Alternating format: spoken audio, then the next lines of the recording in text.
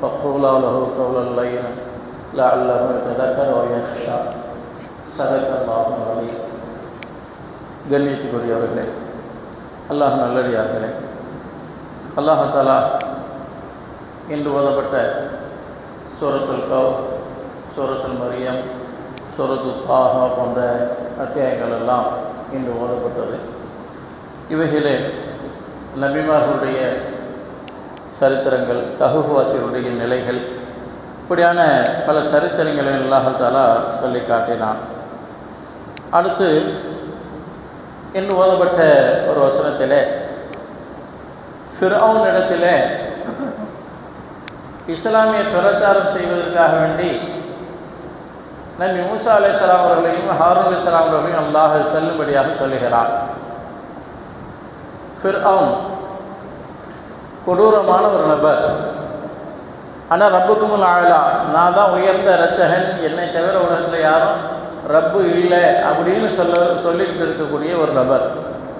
அவன்கிட்ட போயிட்டு இஸ்லாத்தை பற்றி எடுத்து சொல்கிறதுனா யாருக்கு போகிறதுக்கு மனம் வரும்?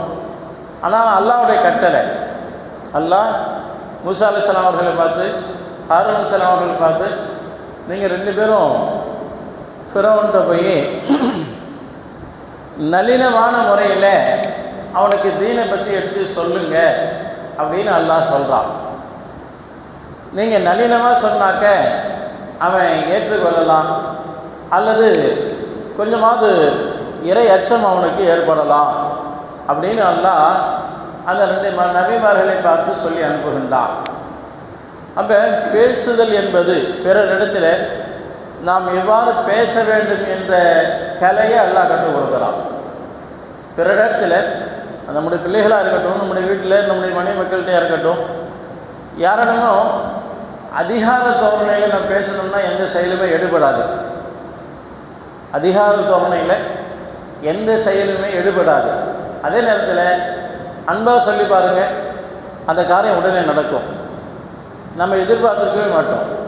அப்போ அல்லாஹ் தஆலா சொல்கிறான், அவன் அரசன், அதோடு மட்டும் இல்லை நானே ரப்புன்னு சொல்லிக்கிட்டு இருக்கக்கூடிய அந்த ஃபிரௌன்கிட்ட, அந்த கொடூர நபர்கிட்ட போய் இஸ்லாத்தை பற்றி சொல்லும்போது நாங்கள் 2 பேரும் நபிமார்கள், அல்லாஹ்வால் அனுப்பப்பட்டிருக்கோம், ஈமான் கொள்றியா இல்லையா அப்படின்னு பேசக்கூடாது. நான் எப்படி சொல்லணும்?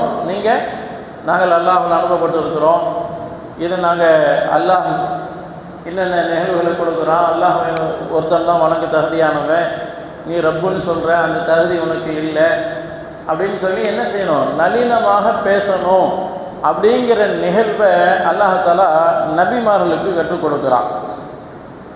நீங்கள் உலகத்தில் சொல்லுவாங்கள்ல, ஒரு வார்த்தை தான் வெல்லும், ஒரு வார்த்தை கொல்லும்வாங்க. சொல்லக்கூடிய வார்த்தையில் தான் இருக்குது. ஏன்னா எரிந்த சொல்லும் கல்லும் மீட்க முடியாதுன்னு சொல்லுவாங்க.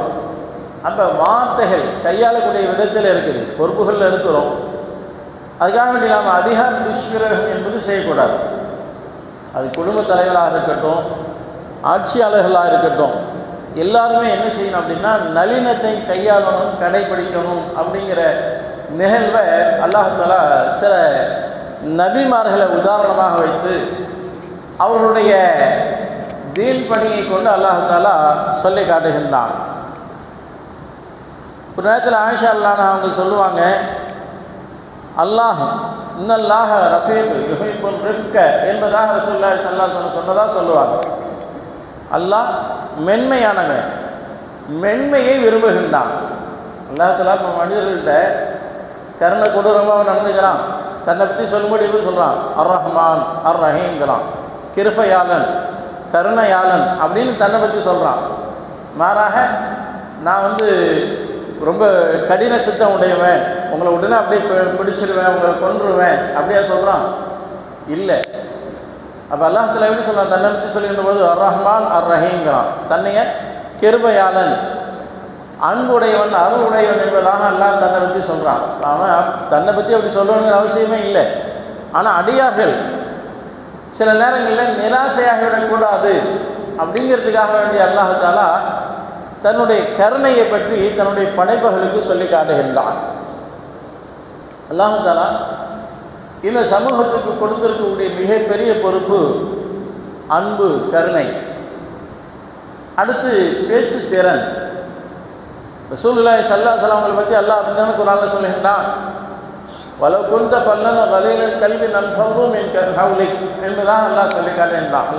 அல்லாஹ்வுடைய நபியே, நீங்கள் கடுகடுன்னு இருந்தீங்க அப்படின்னா உங்களை சுற்றி இருந்த சஹாபாக்கள் விரண்டு ஓடி இருப்பார்கள்.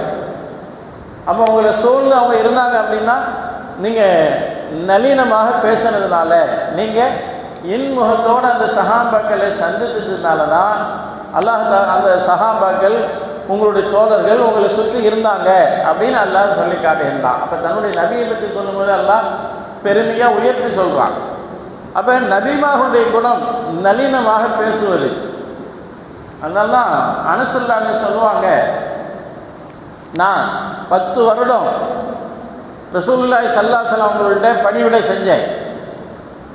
10 வருடம்.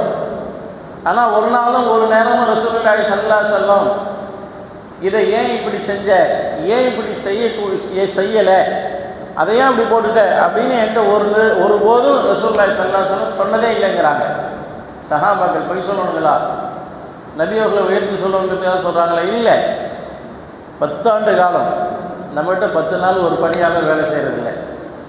கடைகள்லையோ வீடுகள்லையோ நம்மக்கிட்ட ஒரு பணியாளர் 10 நாள் வேலை செய்கிறதில்லை. போங்க நீங்கள் இல்லைன்னா இன்னொரு ஆளுங்க அப்படின்ட்டு போயிடுறான். இன்றைக்கி பணியாளர்கள்கிட்ட நம்ம பேச முடியலை. இன்றைக்கி அவங்க தான் எஜமானர்கள், நாம் அவங்ககிட்ட வேலை செய்கிற மாதிரி இருக்குது. இப்போ அப்படியான பண்புகள், பணிவான வார்த்தைகள் இருக்குது பாருங்கள், அதுதான் நமக்கு என்றைக்கு நிலைத்திருக்கக்கூடியது. அல்லாஹ் ரசூல் ஸல்லல்லாஹு அலைஹி வஸல்லம் சொல்லுவாங்க, யாருக்கு அல்லாஹ் கைரை நாடிட்டானோ, யாருக்கு அல்லாஹ் நளினமான தன்மையை கொடுத்துட்டானோ அவங்களுக்கு சிறந்த பங்களிப்பை எல்லாம் கொடுத்துட்டான், சிறந்த நசீபை கொடுத்துட்டான். யார்கிட்ட கடுகடுங்கிற தன்மை இருக்குதோ அல்லாஹ் அவங்களுக்கு நல்ல நசீபை கொடுக்கலை, நல்ல பங்கு அவங்களுக்கு கிடைக்கல என்பதாக ஸல்லல்லாஹு அலைஹி வஸல்லம் சொல்லுவாங்க. ஒரு நேரத்தில் ஆயிஷா ரலியல்லாஹு அவங்க ஒரு வாகனத்தில், ஒரு ஒட்டகத்தில் பிரயாணம் செய்கிறாங்க. அந்த ஒட்டகம் ஒரு இடத்துல மிரண்டு சண்டித்தனம் பண்ணது போகலை. இப்போ நல்லா ஓடிட்டு இருக்க வண்டி திடீர்னு மக்கர் பண்ணுது, என்ன செய்வோம்? கொஞ்ச நேரம் அது போராடி பார்ப்போம். இல்லைன்னா என்ன செய்வோம்?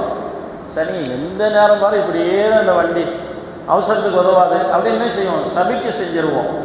அது மாதிரி சில கடினமான வார்த்தைகளை ஆயிஷா ரலியல்லாஹு மொழிகிறாங்க. ஸல்லல்லாஹு அலைஹி வஸல்லம் சொன்னாங்க, ஆயிஷா, கடினமான வார்த்தைகளை சொல்லாதீங்க, நளினத்தை கை கொள்ளுங்க. நாங்கள் ஸல்லல்லாஹு அலைஹி வஸல்லம் தங்களுடைய மனைவிக்கே சொல்கிறாங்க, நளினமாக பேசி போவாங்க. ஏன்னா பெண்களுடைய இயல்பு, ஒரு வார்த்தை 2 வார்த்தை பேசி பார்ப்பாங்க, முடியல என்ன செய்வாங்க? கடினமான வார்த்தைகளை, சாப வார்த்தைகளை சொல்ல ஆரம்பிச்சிடுவாங்க. ஆண்கள் கூட ஓரளவு பொறுமை காப்பாங்க, ஆனால் பெண்கள்கிட்ட இருக்கீங்களே சாபமான வார்த்தைகள் அதிகம் வரும். இப்போ அதனால ஸல்லல்லாஹு அலைஹி வஸல்லம் சொன்னாங்க ஆயிஷா ரலியல்லாஹு அன்ஹா அவங்கள பார்த்து, கடினமான வார்த்தைகளை உபயோகப்படுத்தாதீங்க, நளினத்தை மெல்லினமாக நடந்து கொள்ளுங்க என்பதாக சொன்னாங்க. கண்ணியத்துக்குரிய சகோதரர்களே, ஆக உலகியல் வாழ்க்கையில் எந்த ஒரு நிகழ்வாக இருந்தாலும், நாம் எந்த துறையை சார்ந்தவர்களாக இருந்தாலும் சரி, என்ன பொறுப்புகளில் இருந்தாலும் சரி, நாம் நளினத்தை கையாள வேண்டும். நபிமார்களுக்கே அல்லாஹ் தஆலா நளினமாக பேசுங்கிறான் அப்படின்னா, அவங்களுடைய உம்மத்தாக இருக்கக்கூடிய நம்முடைய நிலை என்ன, நாம் எப்படி பேசணும், எப்படி பழகணும்? சஹாபாக்கள் ரசூலுல்லாஹி ஸல்லல்லாஹு அலைஹி வஸல்லம் அவங்களை சூழ்ந்து இருந்தாங்க. காரணம் என்ன? நபியுடைய பண்பு பிடிச்சிருந்துச்சு, நளினமாக பேசுவாங்க, யார்கிட்டையும் கெடுகடுன்னு பேச மாட்டாங்க. அவர் மாற்று மத சகோதரனாக இருந்தாலும் சரி, மாற்றார்கள் இடத்திலேயும் கூட நபி அவர்கள் நளினமாக பேசியதாக தான் சரித்திரங்கள் சொல்லுதே தவிர, யாரிடத்தில் நீ குஃபாரு, நீ இறை மறுப்பாளன் என்ற கடுகடுங்க என்ற வார்த்தை நபி இடத்துல இருந்து வரலை.